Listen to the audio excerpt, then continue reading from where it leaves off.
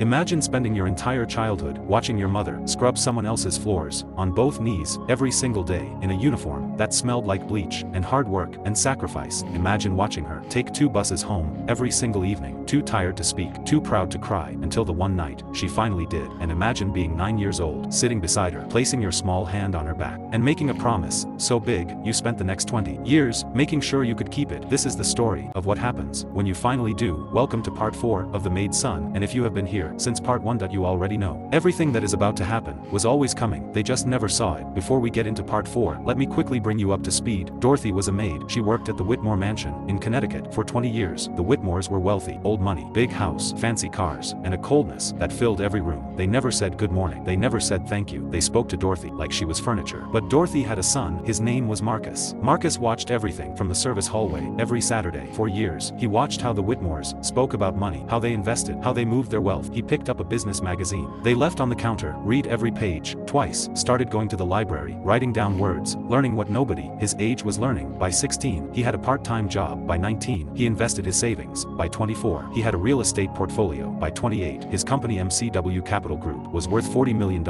and nobody at the Whitmore Mansion had any idea. Then came the morning. The Whitmores received 3 letters from their bank, from their investors, from their lawyers, all saying the same thing: your assets are frozen, your debts are due, you have 30 days. And the one letter that offered to save them was from MCW Capital Group. The maid's son, Mr. Whitmore's hands started shaking, and that is exactly where part 4 begins. Mr. Whitmore sat in his study for a very long time. After his assistant left the room, he sat with the MCW Capital letter in his hands, the name of the owner, staring back at him. Marcus, he said the name out loud. Once, like he was testing whether it was real. Then he stood up, walked to his window, and looked out at the lawn, the same lawn his groundskeeper had been quietly letting go because they could no longer afford to pay him properly. He thought about every Saturday morning, every time that boy had sat in the service hallway. He thought about the time he had patted him on the shoulder, laughed, asked him what he did for work, a little of this, a little of that. He had laughed, walked away. He was not laughing now. He picked up his phone and called his lawyer. Get me a meeting with MCW Capital as soon as possible, and do not tell them who is asking. His lawyer called back. 2 hours later, the meeting was set. Friday morning, 10 a.m., at the MCW Capital Group offices in the city. Mr. Whitmore put on his best suit, his most expensive watch, and told himself all the way there that he was still in control of something. He walked into the MCW lobby. Clean, glass, modern, a receptionist in a sharp blazer, a company logo on the wall, in bold gold letters. He straightened his tie, and told the receptionist, I have a 10 a.m. meeting. My name is Richard Whitmore. The receptionist smiled, checked her screen, nodded, and said, of course Mr. Whitmore. He is expecting you. Please go right up. Mr. Whitmore stepped into the elevator. His reflection stared back at him from the mirrored doors. For the first time in a very long time, he did not like what he saw. The elevator doors opened. On the 22nd floor, a long corridor, glass walls, city views on both sides. An assistant walked him to the end of the corridor, opened a boardroom door. Mr. Whitmore walked in. The room was simple. One long table, floor-to-ceiling windows, overlooking the city, and at the head of the table, a 28-year-old man, warm dark brown skin, short clean-cut hair, perfectly tailored dark suit, calm dark brown eyes, looking up from a document. No surprise on his face. No anger, no emotion at all, just complete and total composure. Marcus stood up, extended his hand, and said, Mr. Whitmore, thank you for coming. Please sit down. Mr. Whitmore shook his hand. He noticed immediately it was a firm handshake, confident, steady. Nothing like the boy he remembered in the hallway. They both sat down. Marcus opened a slim folder, slid a single document across the table, and said, I am going to make this very simple for you. MCW Capital Group is prepared to purchase the Whitmore estate at full market value, cash,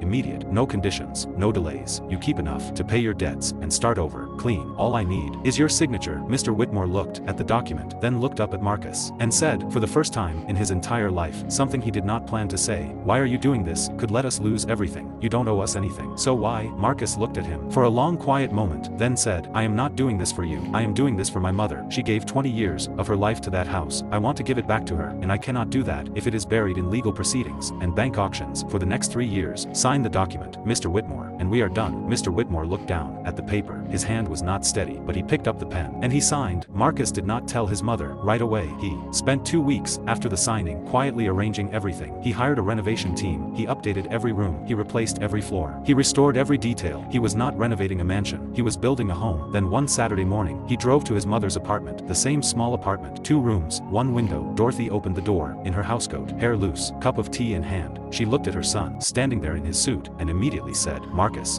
What is wrong? Why are you here so early? Are you okay? He smiled. I am fine, Mama. Get dressed. I want to show you something. She looked at him for a long moment, then went inside to get ready. They drove in silence, most of the way, Dorothy watching the city give way to the Connecticut suburbs, then the familiar roads, the familiar trees, the familiar gate. She turned to look at Marcus. Baby, why are we at the Whitmore house? Marcus pulled up to the front gate, got out of the car, walked around, opened her door, and held out his hand. Dorothy took it, got out slowly, and stood, looking at the mansion. Marcus reached into his jacket pocket and pulled out a single key. He placed it in her hand. Dorothy looked down at it, then up at him, then back at the mansion. Marcus, what is this? He looked at her, eyes steady, voice quiet, and said, you cleaned this house for 20 years, Mama. You gave this place more than it ever gave you, so I bought it, and I want you to have the keys. Dorothy stood completely still, the key in her palm, the mansion in front of her son beside her. She looked at the key, then at the front door, the same front door she had entered through, the service entrance, beside for 20 years, never through the front, always to the side, always through the smaller door, the door for people nobody saw, and now, her son was standing beside her, holding out his arm, waiting to walk her through the front door. Dorothy's chin trembled. She had not cried in a very long time. She was Dorothy, she did not cry easily, but standing there, key in hand, son beside her, she put her free hand over her mouth, and the tears came, not quietly,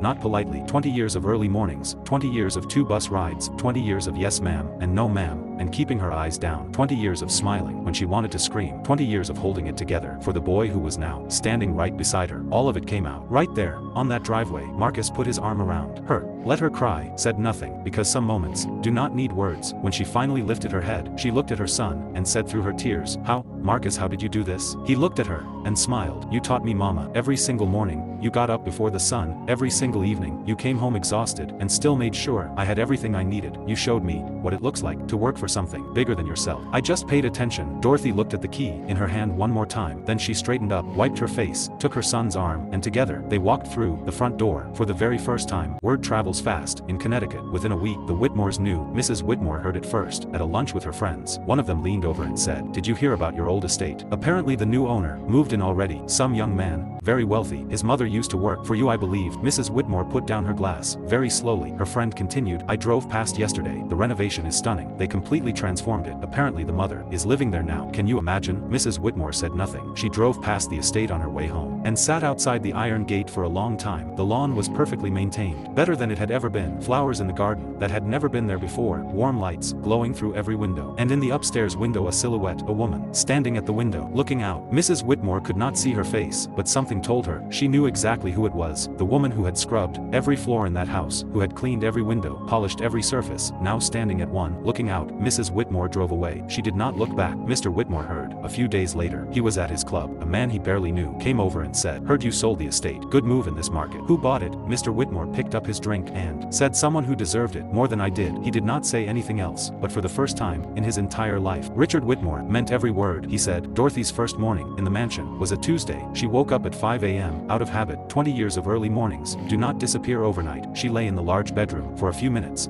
looking at the ceiling, higher than any ceiling she had ever woken up under. Then she got up, put on her housecoat, walked downstairs to the kitchen. She filled the kettle, made herself a cup of tea, and stood at the large kitchen window, looking out at the garden, the same garden she had never been allowed to simply stand and look at. She had always been moving through it, cleaning around it, working beside it, never just standing, never just looking. She stood there for 20 minutes, just looking at the garden, in the quiet, in the early morning light. Then she heard footsteps. Marcus came into the kitchen, still half asleep, wearing a plain t-shirt and sweatpants. He stopped when he saw her, standing at the window, tea in hand, looking at the garden. He stood in the doorway, watching her for a moment. Then he walked over, stood beside her, made himself a cup of tea, and stood there with her, looking at the garden, in complete silence. After a long moment, Dorothy said quietly, I used to wonder what this garden looked like in the early morning, when nobody was rushing, when nobody needed anything. It is very beautiful. I never knew. Marcus looked at her, and said, you can look at it every single morning from now on, Mama. Nobody is ever going to rush you out of this kitchen again. Dorothy nodded, took a sip of her tea, and looked back at the garden, in the home her son gave her, in the kitchen that was finally hers, at peace. For the very first time, Dorothy never asked for a mansion. She never asked for recognition. She never asked for anything, except that her son have a better life than she did. She got so much more than that. And Marcus, the boy who sat in their hallway, doing homework while they walked past, without a glance, never forgot a single moment of what he saw. Not the broken glass, class, not the 2 bus rides, not the night his mother put her head on the table and cried. He remembered all of it, and he turned all of it into something they could never take away. There is a kind of love that does not speak loudly. It does not announce itself. It does not ask for applause. It just gets up early, works hard, stays quiet and builds, until one morning, it hands you the keys to everything you were always worth. Dorothy was always worth more than a service entrance. Her son just made sure the whole world finally knew it. Thank you for watching White Heart. Follow at Karma Untold for Part 5, Karma Untold, The Maid's Son Part 4.